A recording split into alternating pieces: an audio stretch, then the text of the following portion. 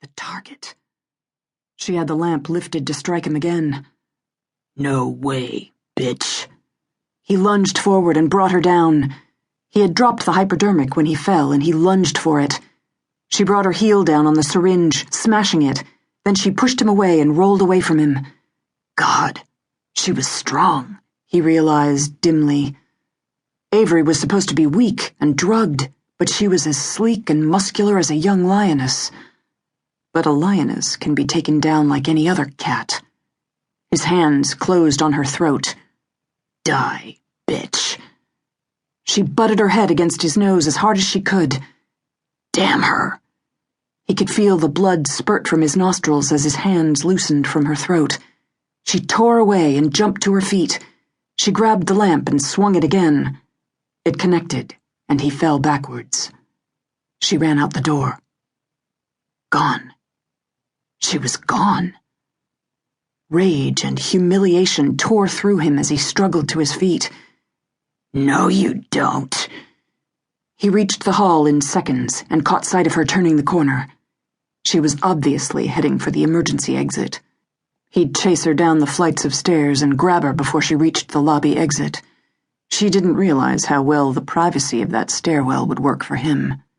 The kill was supposed to look like a natural death, but he'd worry about that later. It wasn't his fault that Beth Avery wasn't what they'd told him and had taken him off guard. That damn Pierce could just rig something that would keep all their asses out of trouble. He couldn't worry about that right now. The bitch had made a fool of him. She had hurt him physically and stung his pride. He wasn't going to stop until she was dead. Find her. Catch her. Kill her. Beth opened the door of the linen closet a tiny crack, watching him jerk open the emergency door down the hall and start down the stairs. Him. She didn't even know who he was. He had tried to kill her, and she didn't know his name. Crazy. As crazy as the doctors here sometimes called her. Not to her face. They were always gentle and kind to her face. But she had heard Pierce laugh and whisper behind her back. She wasn't crazy, and she wouldn't let them put her to death like some rabid dog. The man who had tried to kill her must have reached the second flight of stairs by now. She opened the linen closet door and flew to the freight elevator around the corner. She punched the button for the basement. Slow. The elevator was so slow. What if he found she wasn't in the stairwell or the lobby and ran down to the basement? He could be waiting for her when the elevator door opened. The elevator stopped. She held her breath, bracing herself. No one. The parking garage was brightly lit, but there were no security guards or parking attendants. Billy had told her that the area closed down at 10 at night and she should be safe. Still, relief flooded her as she punched the elevator button to send it to the top floor before she left the elevator. She hadn't been sure about anything. She ran down the concrete walk toward the door that led upstairs to the parking lot.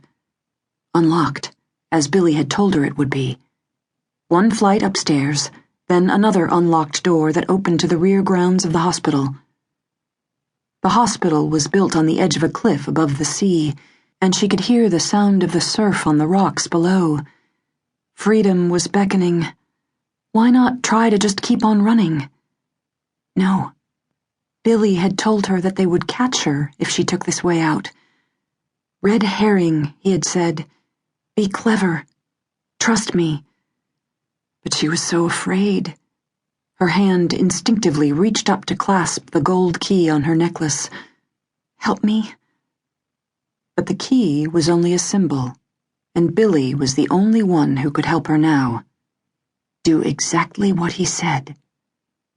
She turned away from the cliff and back toward the corridor leading to the elevators. She deliberately left the door cracked open so that they would think she'd already left the hospital. Then she ran back toward the elevators. Red herring.